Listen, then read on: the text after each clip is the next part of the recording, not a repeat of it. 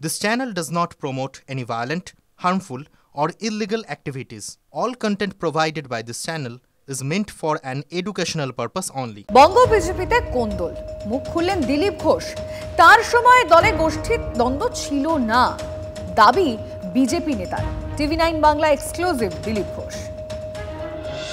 কি হলো, শীত পড়ার আগে থেকেই দিলীপ ঘোষ কেমন চুপ করে গেছেন? কি হলো, শৈত্যপ্রবাহ কি খুবই প্রবল? না, সবসময় বলতে হবে এরকম কিছু নয়, করারও দরকার আছে কিছু। বলার লোক আলাদা আছে, করার লোক আলাদা আছে। আর বলার পরে কিছু করে দেখাতে হয়, কোনো ফাঁকা আওয়াজ দিয়ে কোনো লাভ হয় না। সেটা যখন সুযোগ আসে তখন বলব। দিলীপ ঘোষ তো সভাপতি হওয়ার পর যেমন বলতেন তেমন কাজও করতেন, তা এখন কি রকম হচ্ছে?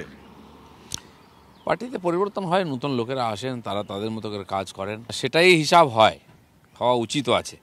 কার্যত বাইরে থেকে যেটা দেখা যাচ্ছে যে বিজেপির ভেতরেই বহু ঘর, বহু নেতা, একত্রিত এফার্ট নেই। দেখুন, লোকে 200 পার স্লোগানটাই দেখছে, কিন্তু আমরা কোথা থেকে শুরু করেছিলাম সেটাও দেখছে না। 3 থেকে 77 হয়েছে। 3 থেকে 77। বলুন তো কোন পার্টি কোন রাজ্যে কবে এ রেজাল্ট করতে পেরেছে? পার্টিকেও ভাবতে হবে যে আমরা লোকজন নিচ্ছি কিসের জন্য, পার্টি বাড়ছে না কমছে।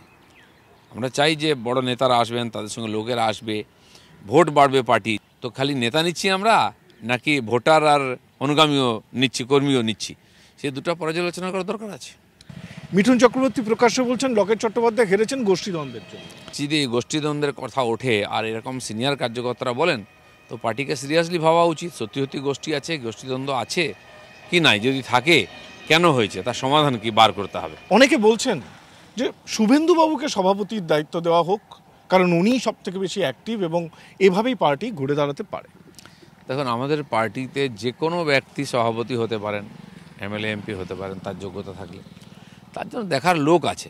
যদি কোনো নেতাকে দেখে মনে হচ্ছে জেতাবে, অবশ্যই তাকে দায়িত্ব দেওয়া উচিত। যে রেজাল্ট দেবে তাকে দায়িত্ব দেওয়া হয়, তাকে নেতা করা উচিত। আর এদিকে দক্ষিণ 24 পরগনায় সিপিএম এ কোন্দল। জেলা কমিটি থেকে বাদ একাধিক নেতা। বাদ পড়েছেন খোকন ঘোষ, দস্তিদার, অনির্বাণ ভট্টাচার্য, রশিদ গাজী, অপূর্ব প্রামাণিকরা। এই প্রতিবাদে নজিরবিহীন পদক্ষেপ। জেলা কমিটি থেকে পদত্যাগ করলেন 18 জন সদস্য। অভিযোগ, কমিটি থেকে বাদ পড়েছেন সুজন চক্রবর্তী, কান্তি গঙ্গোপাধ্যায়ের ঘনিষ্ঠরা। শোনা যায় তার সব যে ঠিক, এটাই বাকি ঠিক করলো। আমাদের পার্টি একমাত্র পার্টি যেখানে আভ্যন্তরীণ গণতন্ত্র আছে, সবাই আলাপ আলোচনা করে। যে বিভ্রান্তি অনেক ধরনের হয় এবং হবার মতন সুযোগ, বিশেষ করে নানান কারণে, এটা খুব মানে হয় বলে আমি মনে করি না। আমি এখন জলপাইগুড়িতে আছি, যখন দক্ষিণে যাব নিশ্চয়ই আমাদের কাছেও রিপোর্ট আসবে, আপনাদের বলবো।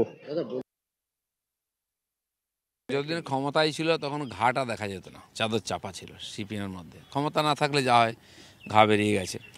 আজ সিপিএমের মধ্যে কংগ্রেসের সঙ্গে থেকে থেকে সেই দুর্গুণগুলো এসে গেছে, সেই রোগগুলো এসে গেছে। বুড়োগুলো নিয়ে টেনে টেনে পার্টিটাকে বুড়ো করে দিল। এখন পাল্টাতে গেলে হবে কি করে? ভেস্টেড ইন্টারেস্ট আছে।